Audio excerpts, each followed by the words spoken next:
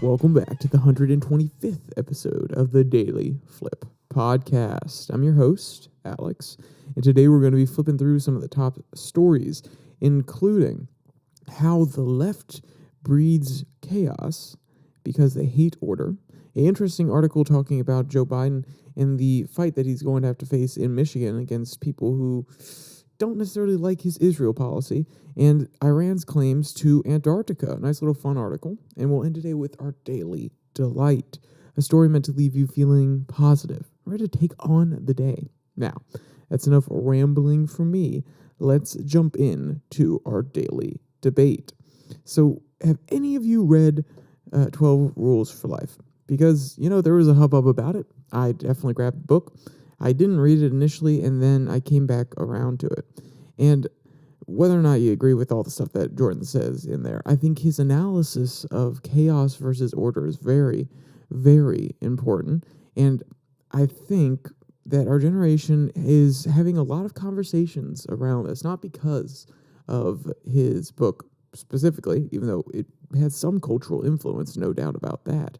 But that mainly pertains to one circle or another.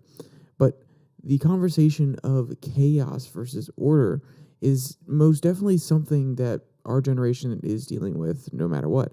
When you look at situations like a gender binary versus a gender spectrum, one of those is chaos and one of those is order.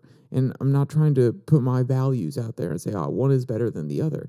But when you have a gender spectrum, when you have something that can have anything in between, essentially, where let me use a nice little math term. My teacher said I would never use math, but there's something that they always talked about, which is in between 0 and 1, there is an infinite amount of variations on how you get from point 0 to point 1, whether it be 0.00000511.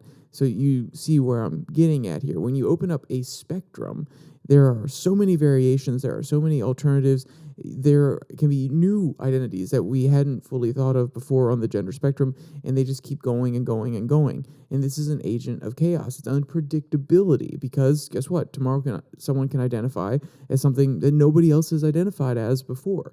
So, chaos. Gender binary, no matter how restrictive you think it may be, order. You got one or the other. And these sort of conversations are happening all across. They've always happened in human society, but especially in an age where information flows so easily and you can get alternative perspectives and you can be confronted by all these different ideas, and bad ideas can spread faster and good ideas can be trounced out. This is an era of chaos more than any other. So, what do you think about this idea of order and chaos within the world? Do you think we're getting more chaotic? Do you think we're getting more orderly? Some aspects we may be getting more orderly, some we may be getting more chaotic. Throw your comments in the comment section down there. I'd love to hear what everybody has to say. I know this was a bit of a longer daily debate, but I felt like you needed a little bit of context before we jumped in and give you a chance to kind of develop your feelings about the matter before we get into an article that comes from a obviously conservative outlet in the Daily Signal. And the headline here reads, "The Left and Chaos." So this is more of a descriptive piece, not really a prescriptive piece, but let's see what the author has to say. "It is impossible to understand what is happening to America and the rest of the West without understanding the most dynamic ideology of the last 100 years, leftism. We need to begin with the understanding that leftism or progressivism and liberalism are not only not the same ideologies, they are in fact opposed to each other on virtually every major issue." And hey, this is an important point that definitely gets conflated or glanced over nowadays, and then leftism and liberalism get conflated, just like right nationalism gets conflated with MAGAism, and MAGAism gets conflated with conservatism in general. So yeah, we definitely live in a era when there's so many different topics, there's so many different groups that we need to simplify some things. So if you're a deficit hawk and you want to see the wars in other countries stop, and on the right-hand side, and then on the other side, on the right-hand side, But in a different category, you're a person that's okay with Social Security spending, and you just have a really, really U.S. first policy when it comes to where our aid is going. Or maybe you're a person who wants to heavily tariff other nations when it comes to getting their goods into the United States because you feel as though there's a trade disadvantage. All of these are different brands of conservative, but if their language is strong enough, everybody gets thrown into, they're alt-right, they're far right, rather than breaking it down and saying, no, one is a neocon, one is a deficit hawk Republican, and another is a America First economic Republican. Or just like on the left, when you have people who are classically liberal, who want free markets, they want as much liberty and freedom for each individual, and that means that they can do as they would please, devoid of whether or not there's any moral judgment there. Classical liberal. You have your more left liberal, or I would say welfare liberal, who wants to expand a lot of the welfare programs and ensure that the government is standing in for people who are in terrible situations that they can't necessarily pay their own way. Or you have the leftist liberal, who is outright okay with the government directly getting involved with people's lives and mandating which way certain things need to go. Just like the Warhawk Republicans saying, hey, no, we are going to this war and you taxpayers are going to fund it. These sort of, they're not analogous in that they believe the same thing, but the amount of government involvement definitely is very close, or at least can be comparable. And the point here is they all just get lumped in to liberals. They just all get called leftists. These terms get interchanged. So the fact that the author's trying to break this down and have two separate definitions is very, very helpful. And when I say it's helpful, I'm not saying, yes, we need to absolutely 100% distinguish between them. No, what I'm saying is, if you want to generalize and just call everybody the left, sure, go right ahead. But when having specific value conversations, you really do have to peg in on this, because liberals who, when you start saying, hey, the leftists want to do this, this, and this, and some liberal says, no, I don't want to do that, it kind of undermines the conversation, and it either makes them feel defensive or makes you look stupid for not necessarily understanding where to start the conversation. So you should probably ask, hey, where do you stand on this? And then you can categorize them in your own mind. You don't have to say it out loud like, oh, so you're a social liberal, but an economic conservative with faith-based values and morality. Like, you don't have to spell it out all the time. But at least having these different categories and understanding all the different subsections, it's hard. It's annoying. And it gets really, really confusing sometimes, because that can lead to conflicting ideas. Like the free market libertarian and the border libertarian, you can have both of those ideologies within one person, but they may conflict just a little bit. And yes, I've heard coherent arguments in between them, but when a person presents it to you, those ideologies might conflict, or at least the way that they're summarizing them and the way that they have rationalized their positions may conflict. And you have to take people as what they are, which is as individuals that cannot always be 100% consistent in their thinking, even though it would be ideal if we all were very consistent in our thinking, or at least relatively consistent with the underlying ideas that go into something like this. So when the author makes this distinction, I think it's very, very important. Let's jump to the part where he actually describes what each is. Leftism and liberalism only have two things in common. One is belief in a big government, which, given that individual and social liberty decline as the state grows, is a significant similarity. The other left liberal commonality is antipathy to the right. This is even more important than commitment to big government issues, because it explains why liberals vote for leftists, despite the fact that liberals differ far more than these left-wing positions than the conservative positions. And I think both of those tap into something very, very important. The left's idea of, hey, we're going to play team ball. That is a very true fact. I would say that if you're going to look at the House and you say, okay, which of the two parties currently in power is going to vote more as a bloc on average? It will be the Democrats. And the reason they're willing to play team ball like that, one, because they have an innate sense that they really want to win and they want government to expand and function and be more involved in people's lives. And when I say that, I don't have any negative connotation to it, even though I don't want more government involvement in my life, and I don't think more government involvement in lives is good overall. But that's genuinely what they want. They want more government involvement in people's lives to support them in bad situations, to provide them opportunities, things of that nature, or at least that's how they would frame it. So we got to be intellectually honest here. We got to be very genuine when we're approaching this, because if we try, and this is when anybody tries to characterize somebody and they instantly lay over their value judgments over it, it can kind of cloud the judgment here. Not saying that whether or not they want big government is a good or a bad thing. What I'm saying is a pretty objective evaluation of it is the case that they want more government. Now, there are some liberals that lean more moderate that don't necessarily want bigger government. They would rather, reallocate funds that we currently have towards other social programs. But when that money runs out, maybe they would want to increase taxes in order to make more welfare programs. We haven't seen that borne out, in fact, in reality. So it's an interesting one. So the whole point of this article is the chaos versus the order mentality. And how do we get there? Because we've done, I spent a lot of time breaking down why we need to make sure we know these groups are distinct, but for general purposes, you can kind of lump them together on some ideological grounds. That's what the author's getting at here. So why is it chaotic versus another point of view that may be more order-based? Quote, so two liberals do not believe that capitalism is evil, that America is systematically racist, and that all whites are racist, and that Israel is evil in the Middle East, and Zionism is racist.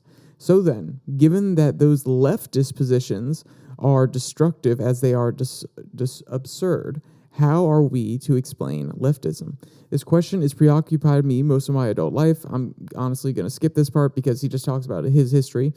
He studied a very, very, very niche topic of leftism and how it presents across human society at Columbia. Quote, early on, I recognized the left opposes liberty, and the clearest example being that whenever the left gains power, whether at a university or in a social society as a whole, it suppresses free speech, and that it destroys everything it touches. But while I and many others have always understood that the left, again, not liberalism, has always everywhere been a force for evil, I need to understand why.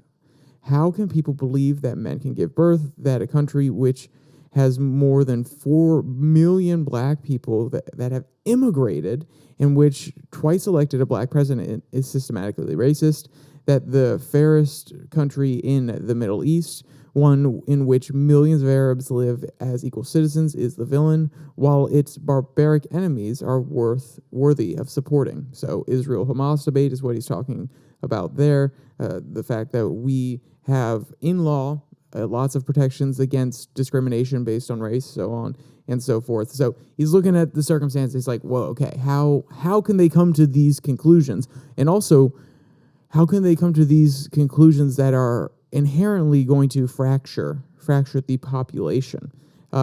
In order to fix systematic racism, at least the proposal that has been put out there is anti-racism. And anti-racism sounds great on its face.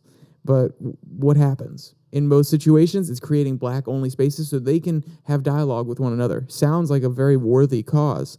Guess what? It's just segregation. It's just excluding other races this time rather than excluding black people. Or having affirmative action, having preferential treatment towards one group rather than the other. That is discrimination based on race. Now, am I going to say that's racism? I think that all of these things in the modern definition of racism could definitely be branded as racism. I don't think that the people that get together in those black-only rooms who are kind of separating themselves and having these conversations because they want a space where they can just have a black-only kind of ethos, so to speak, or a Mexican-only ethos, so to speak, I don't think that's inherently racist in the proper definition, because in what way are they declaring that they're superior to white people?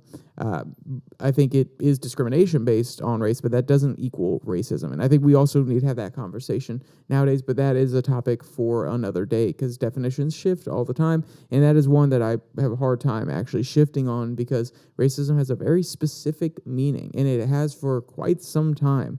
And to equate previous definitions of racism with a modern definition of racism doesn't do it justice. We need very particular language in order to have very complex conversations. Okay, so what is the other part of this? What is the part that really brings out the chaos in the author's opinion? Throughout their history, Americans have had three great providers of meaning: family, religion, and patriotism. Leftists lack the latter two. Indeed, they seek to get rid of them, and increasing numbers of them lack the first. Since human beings cannot live without meaning, it is as great as the need as food, and even greater than sex. They seek meaning elsewhere. So they create new meanings through creating secular religions, socialism, communism, feminism, environmentalism, DEI, anti-racism, anti-Zionism, LGBTQIA plus pride, trans activism, among others.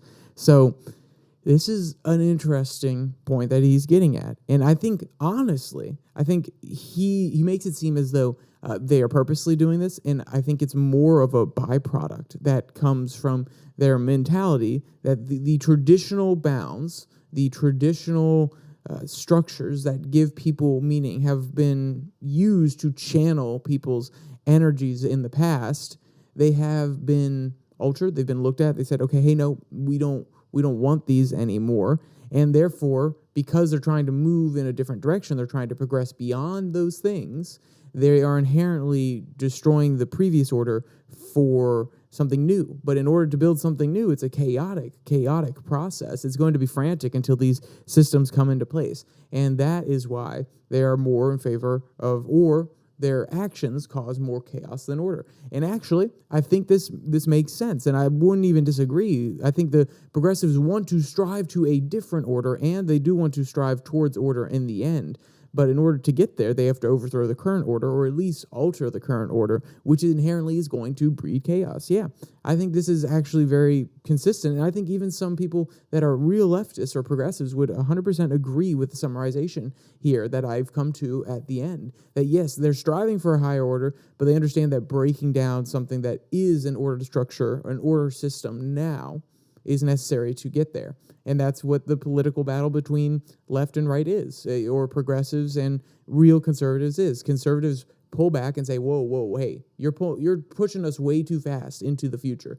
I understand you have values that go beyond us now. You want to redefine some things. You want to have different ideas. Great, you're going to push for it in a legislative sense. But us conservatives, hey, we recognize our history. We understand how some of these things you're proposing don't work out. Some of these things we could experiment with, but we need to slow the roll. And that is inherently why conservatives are at a disadvantage in government, because they're always pulling back, whereas the progressives are always running forward.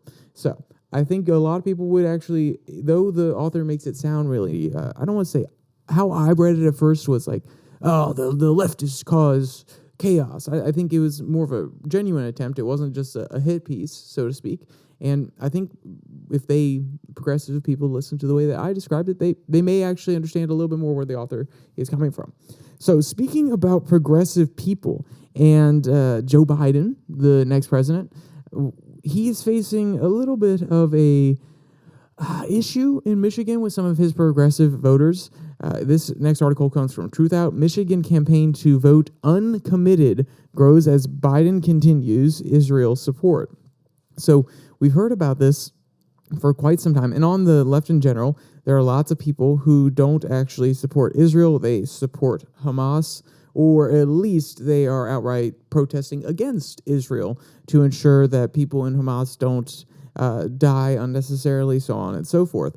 And there's a large population of Arab Americans in Michigan. Dearborn, Michigan is a great example. There are lots of pockets of Muslim or Arab Americans throughout the United States, so this is not the only place that he has to have these serious conversations and try to appeal to them. But Michigan is a very key swing state, and that's why it keeps getting the attention from the media. Because if you're a person trying to highlight why Biden's going to have a hard time, like the Republicans, then you're going to want to call these sort of things out. You're going to say, hey, he's going to have a tricky time in Michigan with these Arab voters, whether or not you agree with them. And if you're a progressive pushing a certain policy, or a person who's pro-Hamas, or at least pro-Palestine over Israel, you see, look, even then, I fell into the talking point of, if you're pro-Palestine, you're pro-Hamas. Yep, it's just something that I've heard so many times over the course of the last few months. It just kind of slipped in, and that's something that we need to have a different conversation about. We need to be hyper-vigilant, or at least I need to be hyper-vigilant of those sort of things, because we're not actually talking about that today. We're talking about voters in America that support a certain ideology and how it's going to affect Mr. Biden here.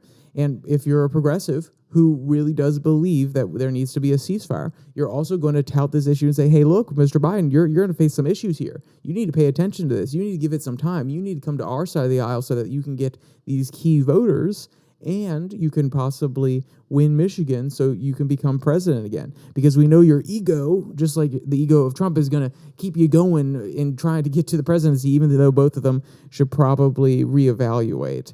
But that's a topic for another day. So, a growing coalition of progressives and anti-Zionist advocates is campaigning for voters in Michigan's upcoming Democratic primary vote to vote uncommitted, rather than cast a vote for President Joe Biden, due to the administration's staunch support for Israel's genocidal assault on Gaza. Once again, you have not coded language, you have pretty outright language, but you have biased language coming from the truth out. But, as to each his own, just wanted to point it out at least. As the New York Times reported Wednesday, progressive group Our Revolution, I do find that to be a funny name of a organization.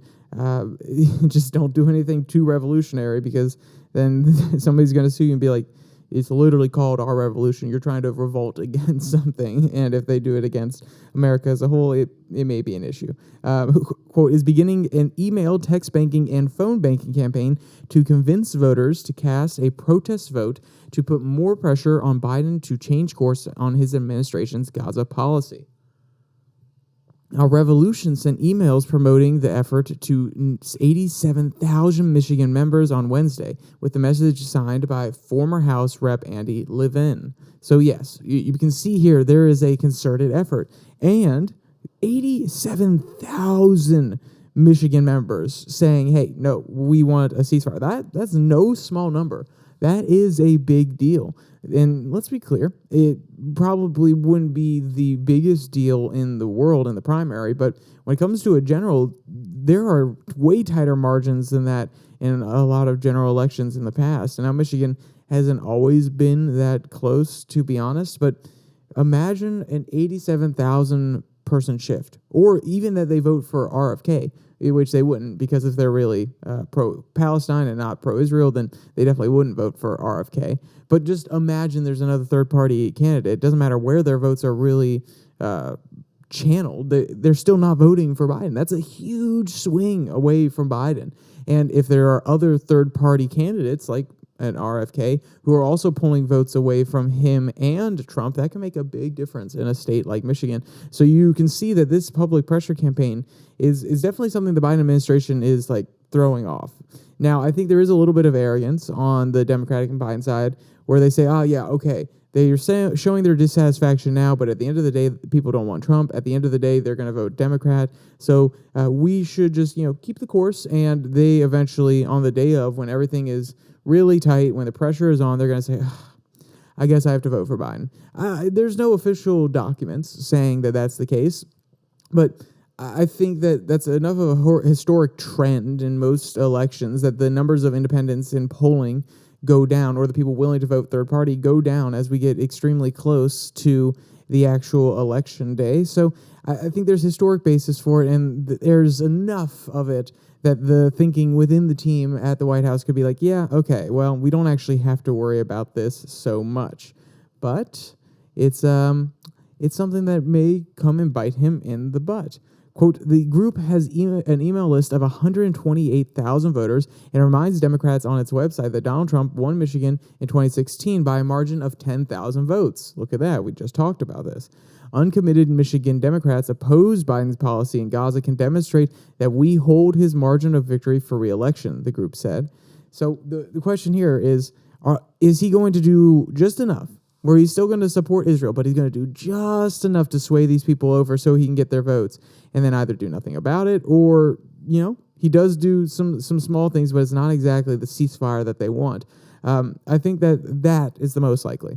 Not to say that our revolution isn't doing something that it will work. I think they're following their hearts. They're doing what they believe. They're using their power to express themselves. They're using their voice to express themselves politically and trying to use the leverage that they have in order to get what they want. Great political expression as long as you're not using violence, so on and so forth.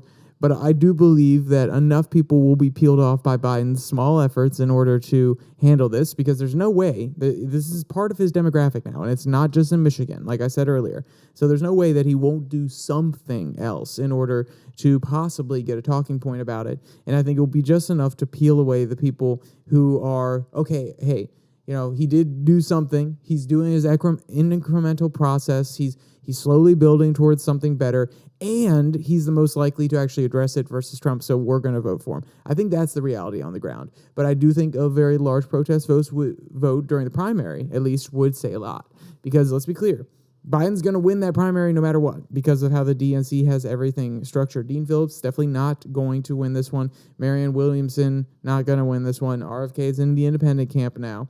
So he's going to win it either way, but it still can send a message before he gets to the general that, hey, there may be a lot more discontented people than you actually think. So we went over that one very quickly. Now I know we normally have a daily delight, which is fun at the end, but this article is just hilarious to me. It comes from Fox News. Iran declares Antarctica its property in direct challenge to Biden global treaty. So I can't tell if Fox News is trying to say Iran has expansionist policies, and that's why they're bringing it up. I don't know if they want to bring it up to expose Joe Biden's weakness. Maybe it's a little bit of both. But when I read it, I was like, okay, this is like China claiming we are a near North Pole, which is a near Arctic state, and that's why we should have rights to some of the water up there. And Canada, the U.S., and Russia, Finland, Sweden, Iceland, Greenland, so technically Denmark, they're all there like, yeah, sure, China. This is Iran calling this their territory is absolutely laughable. Now, should we be aware that Iran has made these claims? Yes. Thank you, Fox News, for bringing us this article. But the fact that we took it even close to seriously is hilarious. And you may think, oh, you just read the headline. No, I did read the article. They just talk about how the treaty is structured and how it could cause some issues, but it probably won't cause any issues because it's Iran just blustering, even though they do have some expansionary policies where they're trying to influence places near the Panama Canal so that they could have influence over trade and things like that. And the Arctic's already basically split up. There's been a treaty with, let me make sure that I get the exact amount of nations correct. I do believe that it is 13 as of this moment. Yes, it is 12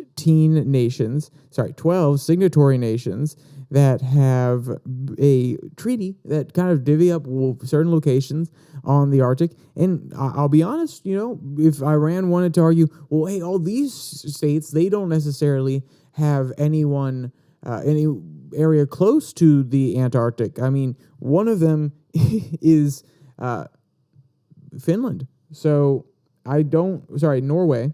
And I don't necessarily think that Norway is right there next to the Arctic. And by don't necessarily think, I mean, I know. Then again, I did mix up Finland and Norway, so maybe I don't know anything. But Norway is definitely not near the Antarctic, and yet they have a claim. But the argument would be, well, yeah, but all these people explored it first. They actually sent teams down there in their official capacity, or at least in some sort of capacity, like a private team that was authorized to use some government resources and therefore to claim territory, so on and so forth. Iran wasn't there. So if they wanted to make it on that basis, they can't. If they wanted to make it on a proximity basis, they can't. It is a laughable article, but I do think it's worth a good read because you can see the bias from Fox News. You can also see why it could be a legitimate threat if you're towards that disposition, and if you're not, you could just have a good old laugh at Iran's claims. So let's jump to our final article that is actually our daily delight, and this one comes from Parade Pets. Cat's dramatic attempts to capture party guests' attention deserves an Oscar. And I don't necessarily know if I agree that it deserves an Oscar. Maybe a Caesar. Yeah, I'm going to give that a second to sink in. Caesar's cat food. Okay, never mind. It was a terrible, terrible joke. But my point being, let's read a little bit from here and see what is so dramatic that he deserves this prestigious nomination for an Oscar. Quote, in typical cat fashion, when one cat wasn't getting the attention they felt they deserved at a party, they put on quite a performance. In a quick 8-second video, he got a big dose of Paquito's personality when he was waiting to get what he felt he deserved from the humans. In the clip, there appears to be a party at someone's house, and when many adults are standing around, the food and drinks are on the table, there is lots of laughter. And then the camera pans to see Paquito sitting alone on his couch, putting on an Oscar-worthy performance, and rolling around saying, come here, gimme, that sort of thing. So if you want to see any of the cute photos or videos from this article, or you want to read any of the other articles from today's podcast, there's a link in the description below that like and subscribe button. Also down there, you can find the podcast on Spotify, Pocket Cast, Google Podcast, as well as Podvine, and the Twitter handle at Your Daily Flip, where I post a Twitter tirade every Tuesday and Thursday. So with all that said, there's only one more thing to say. Stay safe, don't die.